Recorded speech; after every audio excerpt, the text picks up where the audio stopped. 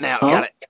What? Oh, what? Oh, no, no, dude. I'm not gonna rant about fucking fucking Avatar: The Last Airbender. No, not Avatar: The Last Airbender. I mean this. Fuck, I'm gonna rant anyway. All right, I'm ranting. M Night, goddamn Shyamalan. You know what really pisses me off about Last Airbender, dude? Not that it sucked. It sucked horrible. It sucked nuts. It sucked donkey balls. But I believed in the douche maggot, all right? I believed in this douche maggot. Okay, I was the one on the internet going, no, everybody, look, Last Airbender is going to be the best thing ever. You know why? Because I thought, hey, M. Night Shyamalan hasn't had a big hit in so fucking long. And, he's got these small time actors who are going to probably want to make it big. So they'll try their hardest in acting business. You have the guy from fucking Slumdog Millionaire who's a brilliant fucking actor. You have fucking very, very good veteran actors coming in to do this shit. And what do we get? Oh, we get the biggest travesty I've ever seen since the goddamn Titanic in front of my eyes. How do you fuck up something that's already written for you? How? How do? It's like if I literally saw. Ugh. Let me just start off with one thing only. Avatar: The Last Airbender is such an easy thing to do as a live action screenplay. You literally just have to cut out a few episodes. Me and my goddamn brother, who watched the show, this whole entire series, 3 times over because it's so good. We figured out how to make it into a movie by saying, okay, keep this episode, get rid of that episode, get rid of this episode, keep that episode. And literally cut this section from that section and put it here. And we literally figured out how to fucking rewrite the whole goddamn script in a day. And the worst part? The worst part is it could have been easily better. You want to know how fucking bad M. Night Shyamalan trolled everybody in that goddamn theater who paid a motherfucking ticket? He starts out the movie with a fucking text scroll. He starts it with a text scroll explaining the fucking contents of the world of Avatar. Oh, hold on to your seats, guys. We're having a real fucking adventure over here. But no. On the DVD, when you fucking buy the goddamn D, there's a special feature, deleted scene, which replicates the opening to Avatar: The Last Airbender, where you actually get to see all the bending before the show starts. The fuck? Why? Why couldn't you use that opening? It's not like it was shit either. It was fully rendered. The actors were there. The stunts were there. The narration was there. It was not incomplete. You could have put it in there. Why? It makes no sense. This thing that could have actually gotten me excited to seeing the goddamn movie would have actually... You cut it out. Why was it on the cutting room floor when it's 100% done? And speaking of the deleted scenes, there's a Kyoshi warrior scene in here. And I'm like, oh, cool, the Kyoshi fucking warriors. You mean the warriors who, I don't know, you made a poster for, you made, some wallpaper for, and, oh, right, the characters who don't show up in the entire goddamn movie, except for in one scene in the deleted scenes that is 30 goddamn seconds long. I mean, we get to see Suki once, and literally she just winks at Sokka, looks over at the Aang and says, "You're the Avatar," and flies back up in a tree. 1, they're on Kyoshi Island. Where the fuck is a forest? 2, aren't they supposed to be living on the beach? 3, aren't they supposed to be telling the Avatar, oh, I don't know, we had you as our leader in a past life, that kind of important goddamn information. This guy's this is the Avatar. He's going around trying to learn the 3 other elements to bend. Maybe you give him some insight. Maybe you give him some information, like in the fucking show. Another thing, the bending. The bending is... Where do I begin? Do I begin where the firebenders can't bend without a fucking torch? Which makes them completely non-threatening. They can't do anything unless they have a source of fire next to them. How the hell did the Water Nation or even the Air Nation get killed or taken over? How did anybody get taken over? If anybody was going to come in with the fucking air, with the firebenders would come in going, we have torches. Waterbenders would go like, we have ice everywhere. Splash. Ignite. The fire is extinguished. They kick their asses out. And same thing with the fucking firebenders on airbender territory. The airbenders just like, gust of wind, fire go away, get the hell off my rock. There, you're done. How in the hell does this movie explain that the fire airbenders got killed off? Supposedly, Sozin's comet came down and allowed them to bend without a source of fire. That's what the fucking... It's not that... It is not that is special in any fucking way, because later on in the movie, you figure out that not only Uncle Iroh, but Zuko can both firebend without fucking fire. Meaning, normal firebenders can do this already. It's not fucking special. You killed it right there in your goddamn movie, not 30 minutes from each other. Son of a bitch, this is stupid. And the other benders are fucking retarded. It takes them like 5 minutes to bend a piece of air or a piece of water or a pebble.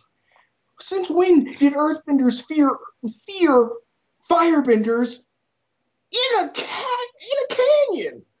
In the show, they took earthbenders and put them on a metal boat in the middle of the goddamn ocean where there's not a piece of rock anywhere.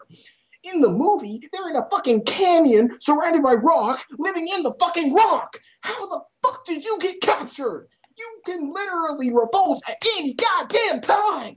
And literally, they do. They literally revolt. And all they had to do was listen to the Avatar saying, hey, you know you guys are surrounded by a goddamn fucking rock. And they did it. They earthbend and knocked the shit out of the Fire Nation. What's the holdup? What?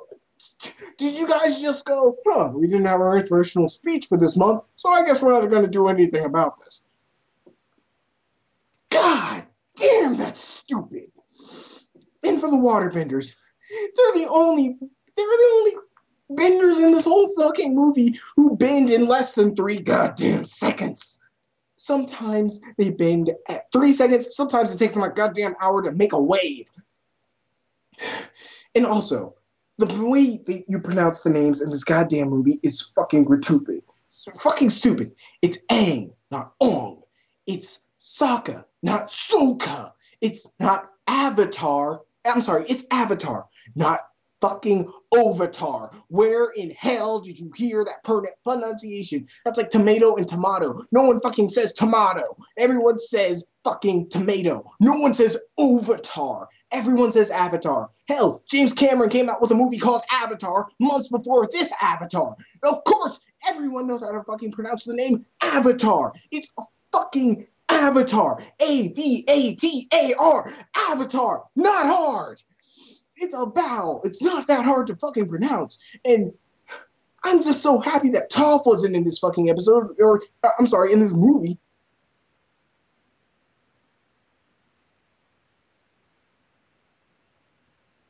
His name is Iroh. They say his name in the show all the time. It's Uncle Iroh, not Uncle Eero, not Uncle whatever the fuck they said. It was Uncle Iroh.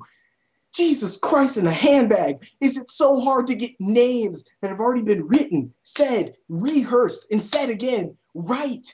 How hard is this? How the fuck hard is this? And you know what's so funny about this whole movie? The acting sucks, and it's not the actor's fault. The kid who plays Aang, he also is in fucking the movie Cowboys versus Aliens. And guess what? He acts more like Aang in that goddamn movie than in this goddamn movie. The kid literally always acts like Aang outside this fucking movie and inside Avatar: The Last Airbender, where he needs to act like Aang. Nope. I guess his acting just got turned off by M. Night Shyamalan. I'm not even going to get into the racial shit, but, you know, the story was so easy to adapt, and yet you somehow, Sokka isn't funny.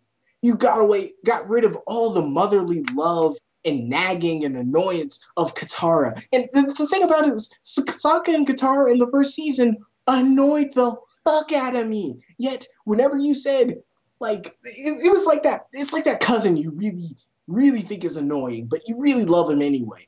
It's like, they'll be annoying as shit to you, but once somebody steps up and hits them or pushes them, you're on their asses. You're really right there, ready to defend them. That's how those characters were. When Katara was nagging and annoying, and I was like, yes, I get it. Your mother fucking died. Get over it. You know? But whenever she got in trouble, you were like, oh no, Katara. Because she was a loving character. You liked her character, no matter what flaws or faults she had. Same with Sokka. He was a chauvinistic douchebag who loved eating meat in a world where vegetarianism might have been more acceptable. But yet he was still funny. He was still a lovable character. He was the brains of the bunch. What does M. Night Shyamalan do with that? With these dynamic and 3D characters who could always be understood and relatable and lovable? He sucks every ounce of personality out of them and then throws it on the ground, stomps on it until it's dead, buries it, and then beats it. Needless to say, he butchers the characters. So, what does he do with Aang? He sucks away all the kidness and friendliness and happiness and everything that made him a fucking airbender and a monk and replaces it with literally cliche Mary Sue bullshit.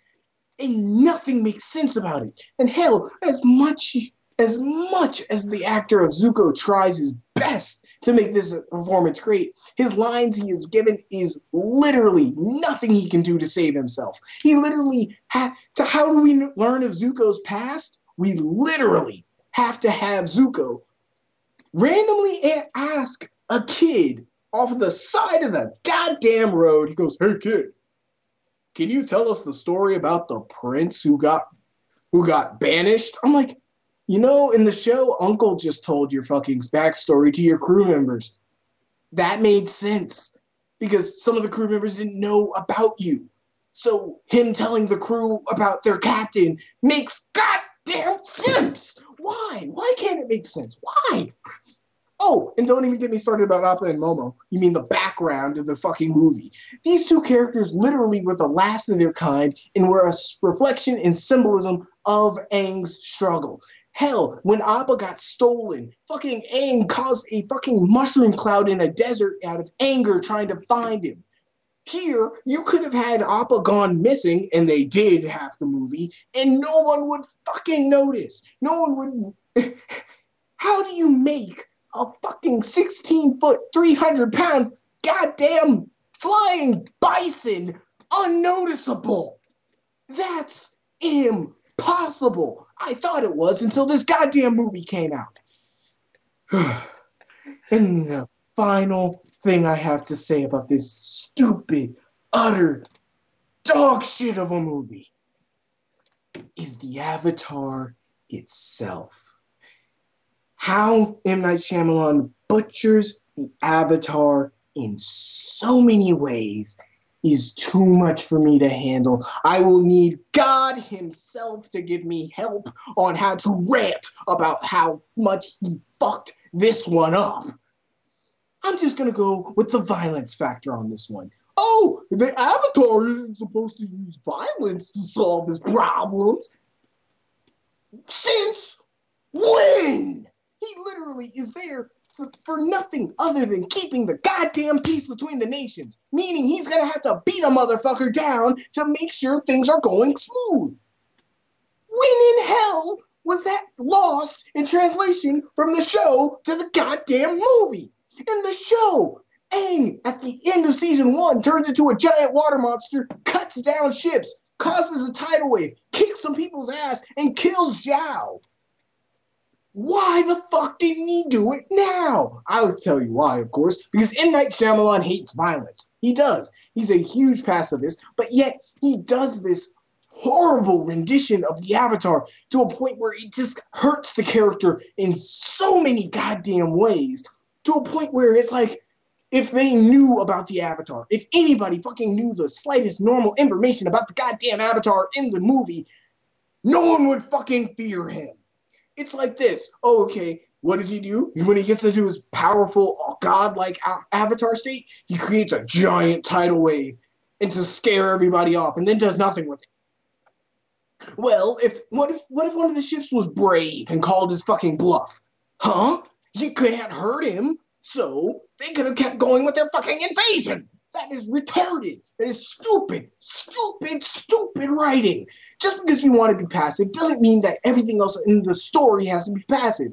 Because of your stupid choice of direction, M. Night Shyamalan, you have hurt the goddamn story in the goddamn movie. And supposedly, of course, he's the Avatar. He's not supposed to be violent. Yet he's airbending and shooting people through fucking buildings? Where's your continuity, you dumb fuck? I think I'm done. I'm done. I'm done. Oh my god. Are you Sorry. sure? Yeah. Yeah, I think I'm done. No, I have a little bit left. The Fire Lord. The Fire Lord is supposed to be a mysterious figure that we never get to see. Always surrounded by fire and always put in silhouette. Even when Zuko flashed back to when his father burnt him in the face, we never got to see his face. We never got to see who the Fire Lord was or who he was or what he looked like. He was always a mystery, almost like a monster hiding in your closet. It built up the tension to where when you finally see him, it actually looks like he's a good, clean man, yet inside you know the actions of this monster. But in this movie, we get to see him right off the goddamn bat. Where is the fucking tension? Where's the buildup?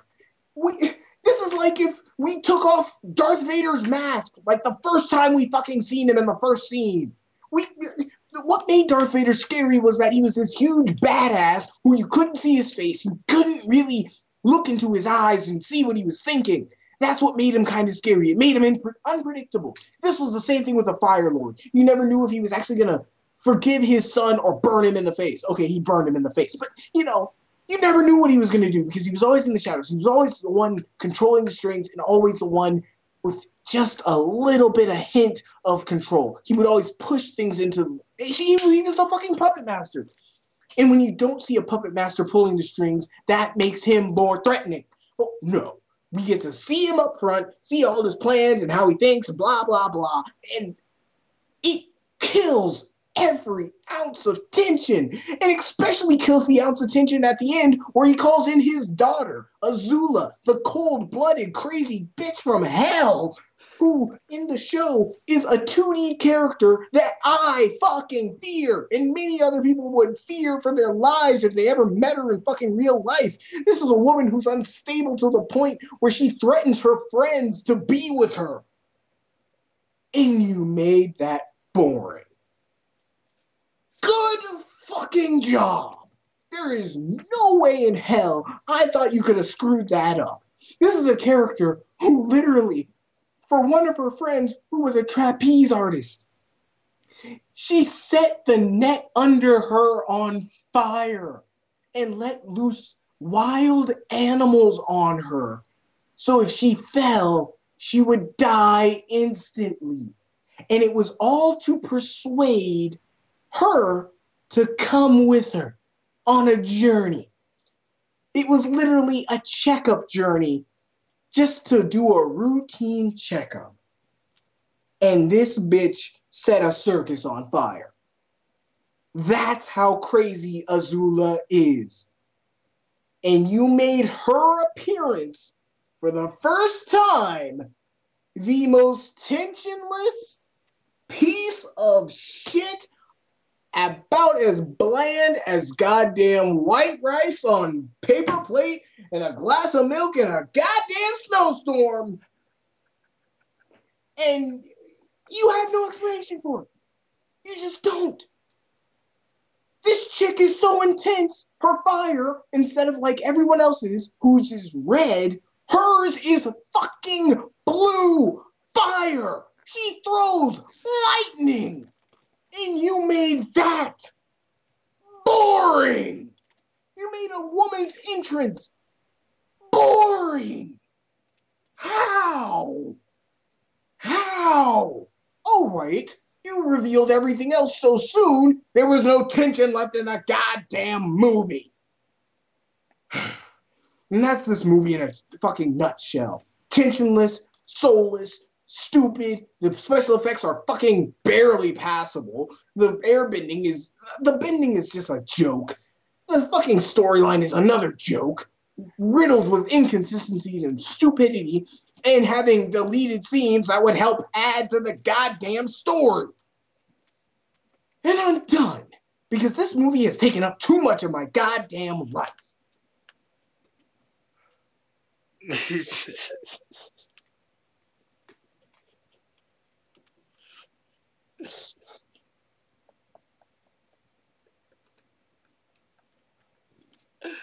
Oh my god.